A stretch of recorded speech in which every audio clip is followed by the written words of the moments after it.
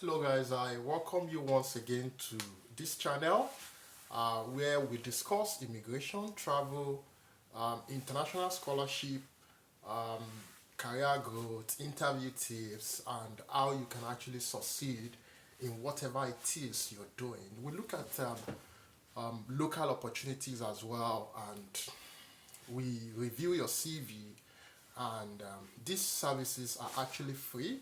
All you need to do is like the video, put down your comments, and share to friends, colleagues, classmates, and people who you are acquainted with. What we are discussing just now is about when you want to transit from one job to another. There's always this apprehension around it. There's always uncertainty how your current job is actually going to take it, and especially if you are a good member of the team. And but sometimes um, there are times that you need to move on in life. There are times you need to do other things. There are times that you need to change your job just to have fulfillment, just to have career growth. So if you are, stagnant where you are currently are, and or you feel you are stagnant and you are unfulfilling, or you are not you fulfilling your goal as you would have wanted, and you think going elsewhere is actually better option for you, so it's actually a welcome development. But most of the time, a lot of workers, a lot of employee and professional find it difficult to manage this situation, but you need to manage it well. So this content is about that, how you can actually move from one company to the other, institution to the other, and very importantly, any institution you've worked is actually part of your portfolio. So even when you're leaving, you want to leave on a good note. So this video is about the steps you can take, to leave your current position if you feel you've gotten a good offer, not necessarily in terms of money. So I'll be looking at 4 steps or 5 that you could take in order to transit from one organization to the other without necessarily causing acrimony with your current position or bosses or co-workers.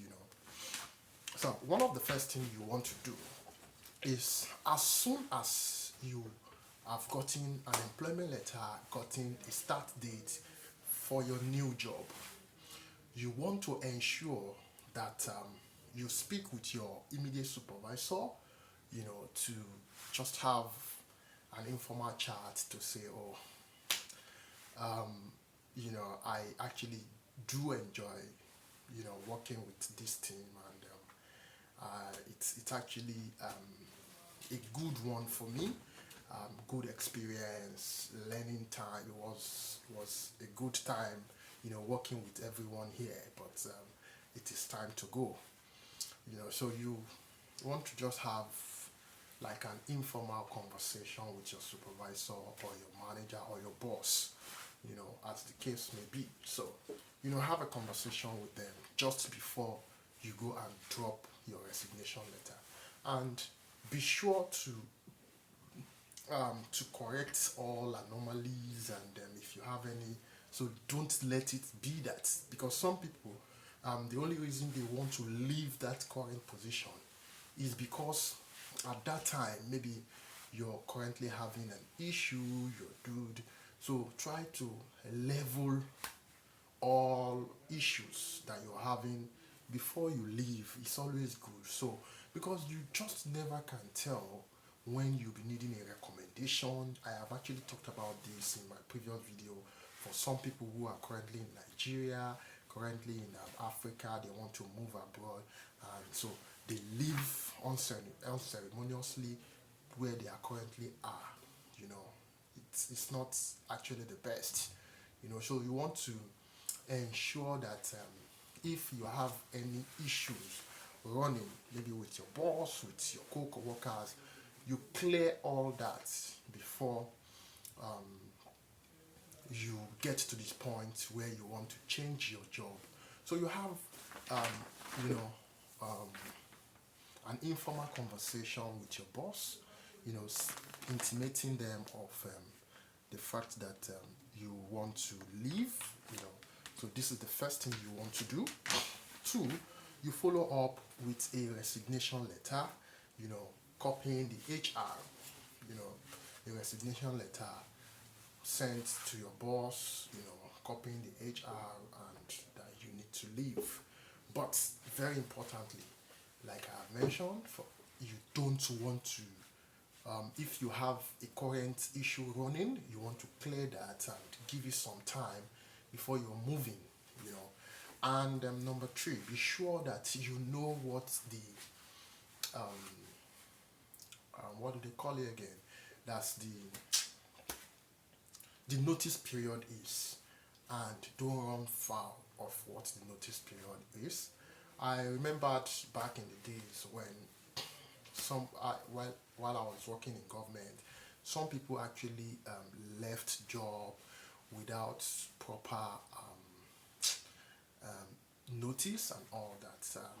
I think that's not the correct thing to do, because you actually do not know when you will be leaving that's your organization where you worked, because it is actually part of you. You cannot write your CV without putting, because you don't want a gap in your CV. So there are times that reference will be made to where you have worked before, your boss and all that. In fact, a lot of time, HRs, you know, officers would always want to, you know, check back on where you have worked, what your record were, you know. So these are actually important. And the third one is you give a reasonable notice. Ensure that the notice is adequate. You know, you don't want to leave and you cause a lot of chaos in that your position you're feeling, because if you give a reasonable notice, it gives the organization that opportunity to fill in the gap, make adequate arrangement, so that there's no lapses as it regards you leaving. You know, and you don't want to leave an organization and leave them in a state of